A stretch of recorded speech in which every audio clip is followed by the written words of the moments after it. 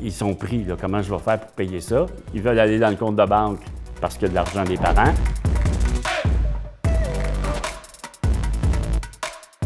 Les REER, Oui. au décès. Oui.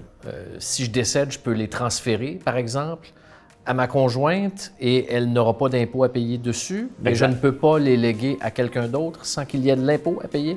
Alors donc, on appelle ça dans notre jargon fiscal un roulement. Alors au moment du décès, si vous léguez votre REER, vos fonds de pension, là, les régimes enregistrés qu'on appelle aux conjoints, et les conjoints de fait entrent dans cette définition-là, il va y avoir un roulement fiscal, ça va s'en aller dans le REER de votre conjoint.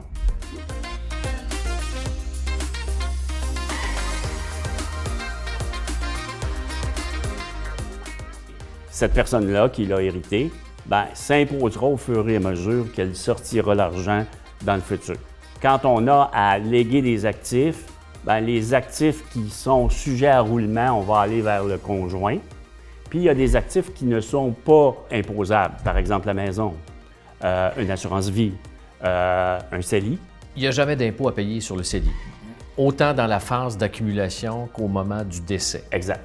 Maintenant, si ce n'est pas légué au conjoint, tous les sommes qui ont été cotisées plus les rendements qui ont été faits dans le CELI, jusqu'à la date du décès, ne sont pas imposables. À compter de la date de décès, tous les rendements qui seront gagnés feront partie du revenu de la succession.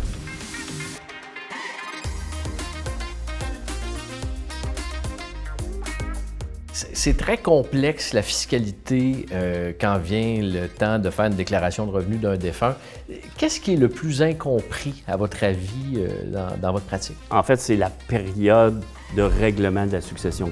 Parce qu'il faut comprendre qu'au moment du décès, les comptes bancaires sont gelés de la personne décédée.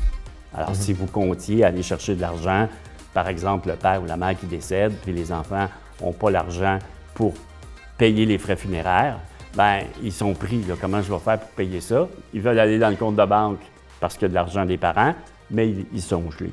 Fait que quand c'est possible, on va essayer de dégager des fonds pour permettre à ces gens-là de ne pas être en panique lorsque ça va arriver. Puis ensuite, quelques jours après, ils vont dire, par où je commence? Là?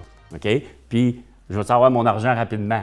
Alors, dépendamment de la complexité de votre patrimoine au moment du décès, on en a vu que ça a duré 2 ans, 3 ans avant d'être réglé.